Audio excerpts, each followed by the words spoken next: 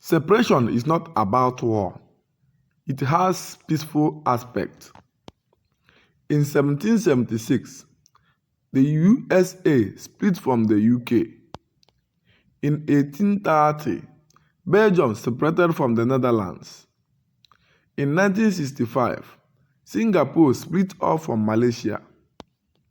In 2002, East Timor got split off from Indonesia. In 1921, Ireland split off from the United Kingdom, and possibly in the future there will be secession of Scotland. In 1944, Iceland split from Denmark with remarkable ease.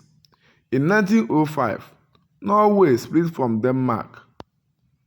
In 1905, Norway and Sweden also peacefully split ways. One got the car, the other got the kids. In 1947, the British Indian Dominion was partitioned into India and Pakistan.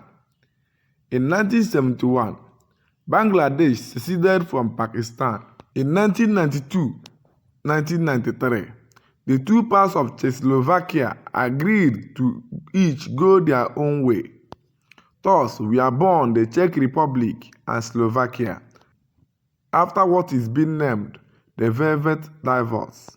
About the same time, another kind of separation occurred.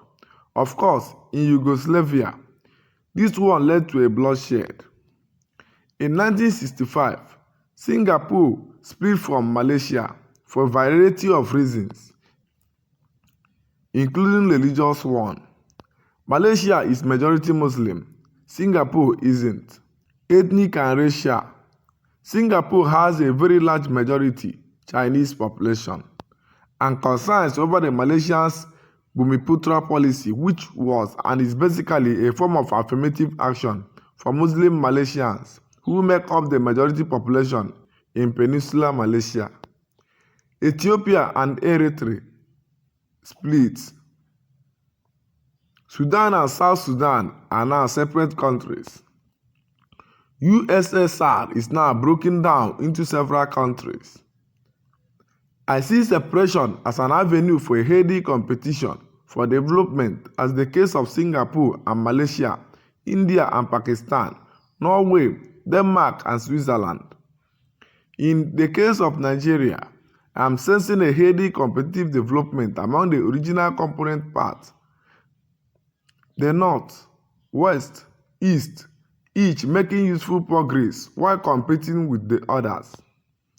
It is not about war. After all, there is nothing wrong for one to decide he is no longer comfortable with the union and therefore want to opt out.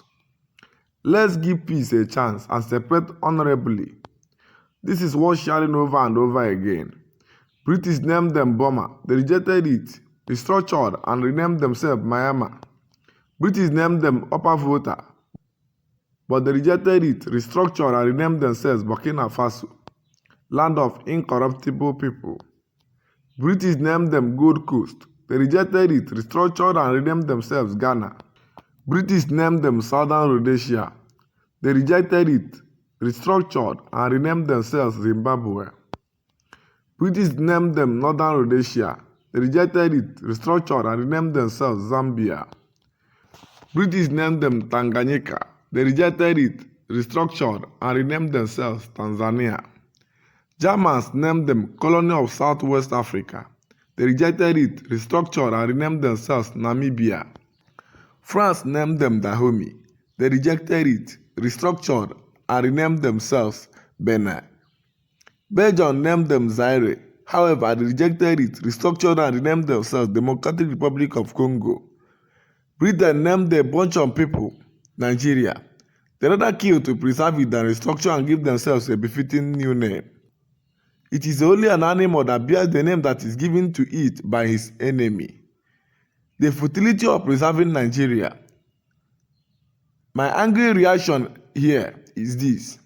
Most of the diasporans here living in Europe, can you show me one multi-ethnic state in Europe where one group is positioned to dominate the rest that hasn't broken up? For those who do not know, what you call ethnic groups in Nigeria are called nations in Europe. There is nowhere in the world where the white man accepts dominion from another white man in perpetuity. It is high time Nigeria divide in peace and let each and every one of us go his or her separate ways, because we are not meant to be together. Thank you for watching. Please help us by subscribing to our YouTube channel. Turn on the notification icon for more updates.